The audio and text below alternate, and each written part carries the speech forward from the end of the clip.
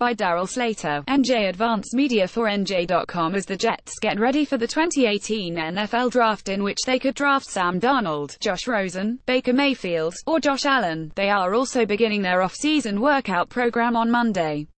Everything in the program is voluntary until minicamp. Let's take a look at the Jets' key storylines entering their off-season workouts. From Monday until May 22nd, there won't be any on-field practices.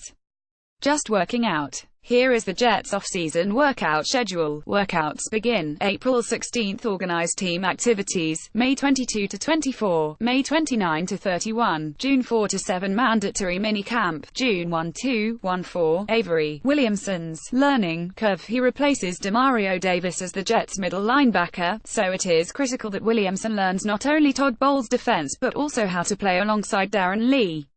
As with all items on this list, Williamson's familiarity can't truly get sorted out until the Jets begin on-field practices when OTAs open on May 22nd. But as the Jets' defensive play caller, Williamson has a big task ahead of him, with learning this defense. Teddy Bridgewater's knee. Don't expect the quarterback to do much besides throw in the spring. A serious knee injury from 2016 training camp sidelined him for almost all of the past twos. The Jets are going to be cautious with him, as they should be. And if his knee doesn't cooperate, the Jets can cut him with minimal salary cap ramifications. The goal for Bridgewater is to get to him ready to participate 100% by training camp. But his knee is worth monitoring in the spring nonetheless.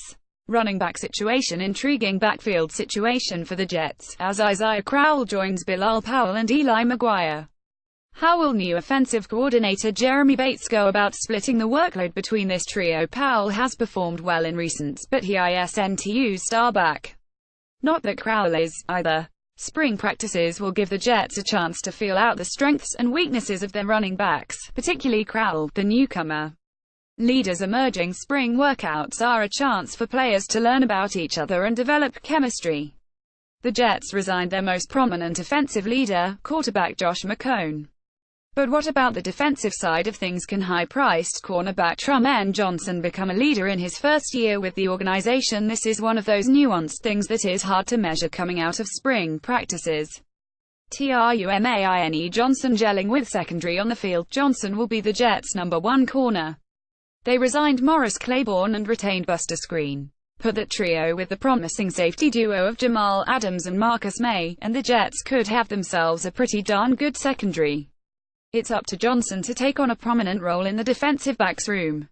Should NT be a problem for him, Spencer Long's recovery. He surely isn't going to do much of anything during spring practices, coming off quadriceps surgery.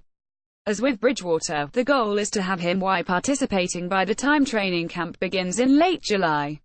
Since he is the Jets' new center, though, he'll need to spend a lot of time learning Bates' offense. Not being able to work time with the quarterbacks during spring practices is an obstacle Long will have to overcome. Kicking battle. Cairo Santos isn't a lock to win the job. The Jets surely are going to bring in somebody to compete with him. That process should start during spring practices, though it won't conclude until the end of training camp. There is always a possibility the Jets draft a kicker.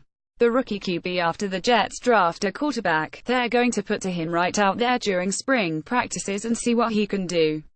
This is the biggest storyline of the offseason for the Jets, and the biggest storyline for them in quite some time, which quarterback they draft, and whether the guy can actually play. The Jets, of course, won't be able to determine this just from spring practices. But that'll be a start to the process.